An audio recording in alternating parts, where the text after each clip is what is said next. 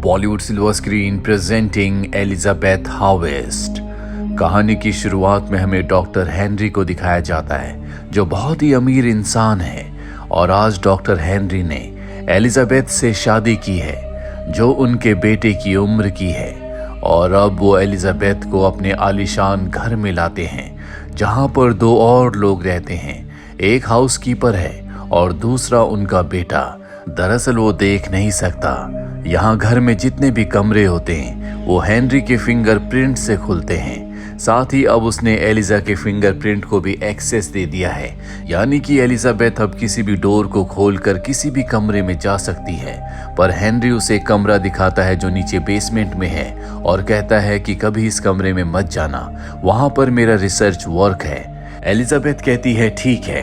अगली सुबह हेनरी काम पर चला जाता है, जिसके बाद एलिजाबेथ स्विमिंग पूल में स्विमिंग करती है और अब उसके पास हाउसकीपर आती है जो उससे पूछती है कि अगर आपको कुछ चाहिए तो आप मुझे बता सकती हैं। एलिजाबेथ उससे पूछती है कि हेनरी इतना इंटेलिजेंट है, वो एक रिसर्चर है, उसने मुझ जैसी आम लड़की से शादी क्यों की। हाउसकीपर कहती है कि मुझे इस बारे में कुछ नहीं पता। और अब एलिजाबेथ अपने कमरे में अपनी अलमीरा में बहुत सारे कपड़े देखती है जो कि उसके लिए हेनरी ने यहाँ पर पहले से अरेंज किए होते हैं। उन सब को ट्राई करती है।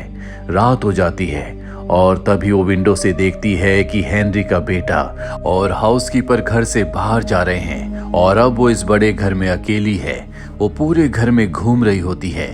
तभी उसके मन में आता है क्यों ना वो उस कमरे में जाए जिस कमरे में हेनरी ने उसे जाने से मना किया है। दरअसल वो जानना चाहती है कि उस कमरे में क्या है और अब हेनरी से किए हुए वादे को तोड़कर वो उस कमरे में चली जाती है जहां पर कुछ बॉक्सेस होते हैं। 4 बॉक्सेस में रेड लाइट जल रही होती है और 2 में ग्रीन लाइट। उसमें हार्ट रेट के साइन और कुछ नंबर्स भी होते हैं और वो एक बटन दबाती है जिससे कि वो पूरा का पूरा ड्रॉर खुल जाता है। उसके अंदर उसी का एक क्लोन होता है जिसे देखकर वो डर जाती है। उसे कुछ समझ नहीं आता, इसीलिए वो कमरे से बाहर आ जाती है और दरवाजे को बंद करना भूल जाती है। कुछ देर के बाद हेनरी घर वापस आता है। वो देखता है कि बेसमेंट वाले कमरे का दरवाजा खुला हुआ है। वो समझ जाता है कि एलिजाबेथ ने वहां जाकर सब कुछ देख लिया, इसीलिए जब रात हो जाती है तो वो एलिजाबेथ को मारने के लिए उसका पीछा करता है। एलिजाबेथ घर के दरवाजे खोलने की कोशिश करती है लेकिन अब उसके फिंगरप्रिंट से कोई दरवाजा नहीं खुल रहा होता, जिसका मतलब ये है कि वो इस घर में फंस चुकी है। जल्दी हेनरी उसे ढूंढकर मार देता है। अगली सुबह हेनरी, उसका बेटा और हाउसकीपर तीनों मिलकर उसकी बॉडी को दफना देते हैं। अब अगले दिन हेनरी से मिलने के लिए एक डिटेक्टिव आता है जो अक्सर उससे मिलता रहता है। वो पूछता है कि मैं तुम्हारी पत्नी से मिलना चाहता हूँ। हेनरी कहता है कि वो सो रही है। डिटेक्टिव कहता है कि जब भी मैं आता हूँ तुम्हारी पत्नी हमेशा सोती रहती है। हेनरी कहता है कि लड़कियां अपनी सुंदरता बढ़ाने के लिए ज्यादा रेस्ट लेती हैं, हम इसमें कुछ नहीं कर सकते। डिटेक्टिव वहां से चला जाता है। 6 हफ्ते बीत जाते हैं और हम हेनरी को एक बार फिर से एलिजाबेथ के साथ देखते हैं जैसे हमने 6 हफ्तों पहले देखा था। आज उसने एलिजाबेथ से शादी की है और सब कुछ उसी तरह से रिपीट हो रहा होता है जैसे 6 हफ्ते पहले हुआ था। वो एलिजाबेथ को अपने घर लाता है, अपनी हाउसकीपर और अपने बेटे से मिलवाता है। साथ ही उसे वो बेसमेंट वाला कमरा भी दिखाता है जहां पर उसने पिछली एलिजाबेथ को जाने से मना किया था। इस नई एलिजाबेथ से भी वो सभी बातें कहता है जो उसने पिछली एलिजाबेथ से कही थी। वो कहती है ठीक है, मैं उस कमरे में नहीं जाऊंगी। अगली सुबह एक बार फिर से हेनरी अपने काम पर चला जाता है और रात होने पर हाउसकीपर और हेनरी का बेटा जो कि देख नहीं सकता वो घर से निकल जाते हैं। एलिजाबेथ उन्हें जाते हुए देखती है और अब वो घर में अकेली घूम रही होती है और जिस तरह से पिछली वाली एलिजाबेथ बेसमेंट वाले कमरे में गई थी, ये एलिजाबेथ भी उस बेसमेंट वाले कमरे में चली जाती है जहां पर उसे कुछ बॉक्सेस दिखते हैं जिनमें से 5 में रेड लाइट जल रही होती है और 1 में ग्रीन लाइट, जबकि पिछली वाली एलिजाबेथ ने 4 में रेड लाइट और 2 में ग्रीन लाइट देखी थी और अब 5 में रेड लाइट है, जिसका मतलब ये है कि 2 ग्रीन लाइट वाले बॉक्सेस में से एक बॉक्स के अंदर से यही एलिजाबेथ निकली है। है जिसके अंदर पिछली एलिजाबेथ ने अपना ही क्लोन दिखा था और अब जो एक ग्रीन लाइट है उसके अंदर इसका एक और क्लोन है। और अब ये वाली एलिजाबेथ भी पहले वाली एलिजाबेथ की तरह वहां से डर के बाहर आ जाती है और अपने कमरे में सो जाती है। अगली सुबह हेनरी आता है। हेनरी को पता है कि एलिजाबेथ ने अपने वादे को तोड़ा है। वो बेसमेंट वाले कमरे में गई थी। एलिजाबेथ इसके बाद वॉशरूम जाती है। हेनरी भी उसके पीछे आता है। एलिजाबेथ को समझ में आ जाता है कि हेनरी के इरादे सही नहीं है। उसने वहां पर सब कुछ पहले ही देख लिया था, किस तरह से उसके क्लोन को उसमें रखा गया है और अब हेनरी उसे मारने की कोशिश करता है। एलिजाबेथ भागकर किचन में चली जाती है और चाकू उठा लेती है, पर हेनरी पीछे से आकर उसे क्लोरोफॉर्म से बेहोश करने की कोशिश करता है। एलिजाबेथ बेहोश हो जाती है और जब हेनरी उसे छोड़ता है तो एलिजाबेथ के हाथ में जो चाकू होता है उससे वो हेनरी के ऊपर हमला करके उसे मार देती है। दरअसल उसने बेहोश होने का नाटक किया था, पर धीरे धीरे उसके ऊपर क्लोरोफॉर्म का असर होने लगता है जिससे वो बेहोश हो जाती है। कुछ देर के बाद जब उसे होश आता है तो उसके पास हेनरी की डेड बॉडी होती है।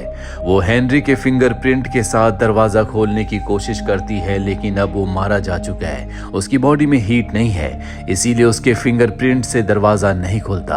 वो उसकी बॉडी को छुपा देती है, साथ ही आसपास जितना खून होता है वो सारा खून साफ कर देती है ताकि किसी को पता ना चले कि उसने हेनरी को मार दिया है। वो अपने फोन से हेल्पलाइन पर कॉल भी करती है, लेकिन उसे घर का एड्रेस पता नहीं होता। कुछ देर के बाद हेनरी का बेटा और हेल्पर घर पर वापस आ जाते हैं। वो एलिजाबेथ को जिंदा देखकर हैरान हो जाते हैं। हेल्पर समझ जाती है कि अगर एलिजाबेथ जिंदा है इसका मतलब ये है कि उसने हेनरी को मार दिया है। तभी उसे हार्ट अटैक आ जाता है। वो हॉस्पिटल कॉल करती है, जिसके बाद एम्बुलेंस आती है जो हेल्पर को अपने साथ हॉस्पिटल ले जाती है। एलिजाबेथ देखती है कि घर के दरवाजे खुल चुके हैं। वो यहाँ से जाना चाहती है, पर हेनरी का बेटा कहता है कि तुम यहाँ से मत जाओ। अगर तुम यहाँ से गई तो पुलिस तुम्हें पकड़ लेगी। मैं जानता हूँ कि तुमने हेनरी को मार दिया है। हमें उसकी बॉडी को ठिकाने लगाना होगा, तभी तुम पुलिस से बच सकती हो।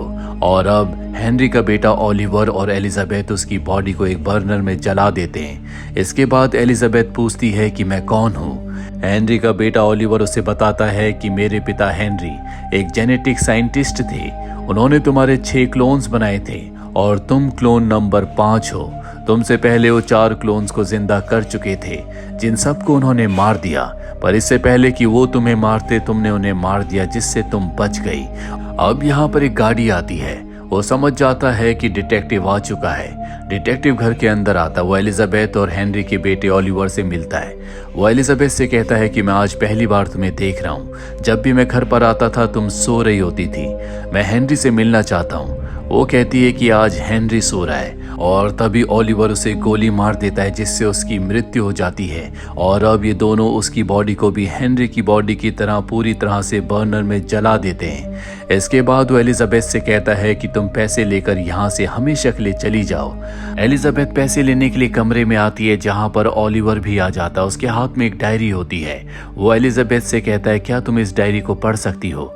मैं देख नहीं सकता, इसीलिए कभी मैंने इस डायरी को नहीं पढ़ा। और अब बातों ही बातों में वो एलिजाबेथ को उस कमरे में बंद करके बाहर चला जाता है। एलिजाबेथ उसे दरवाजा खोलने के लिए कहती है, लेकिन ओलिवर दरवाजा नहीं खोलता।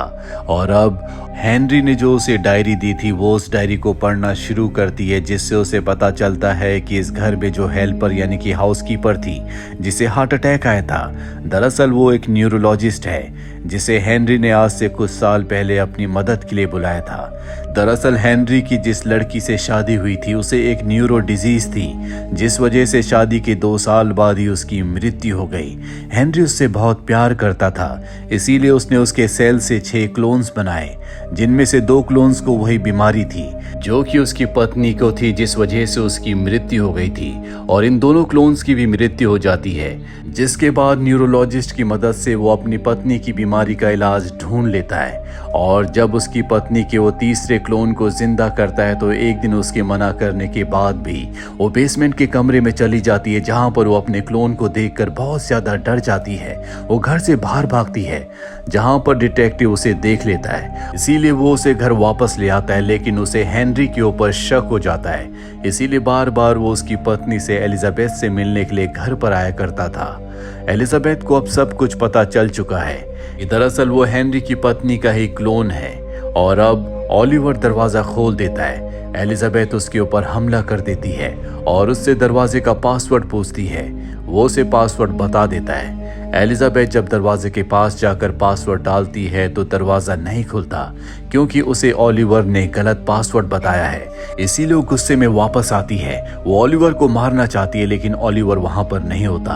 और अब वो बेसमेंट में आती है जहां पर पहले से ओलिवर है। वहां पर वो छठे क्लोन को जिंदा रखने की कोशिश कर रहा होता है।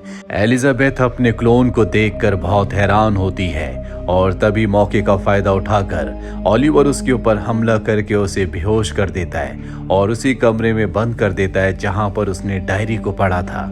वो उसके पैरों को चेन से बांध देता है। कुछ देर के बाद एलिजाबेथ को होश आता है। वो देखती है कि उसे चेन से बांधा गया है। उसके पास वही डायरी है जो ओलिवर ने उसे दी थी। वो उस डायरी को आगे पढ़ना शुरू करती है, जिसमें लिखा होता है कि एलिजाबेथ का जो तीसरा क्लोन था उसके सेल्स अपने आप ही कुछ वक्त बाद डेड हो गए, जिस वजह से उसकी मृत्यु हो गई। पर हेनरी ने हार नहीं मानी। उसने उसके सेल्स को स्टेबलाइज किया और अब कमरे में ओलिवर आ जाता है। वो पूछता है क्या डायरी में मेरे बारे में कुछ लिखा हुआ है। वो कहती है कि नहीं। वो बताता है कि एक बार मैंने हेनरी और तुम्हें इंटीमेट होते हुए देख लिया था, इसीलिए हेनरी ने मुझे अंधा कर दिया।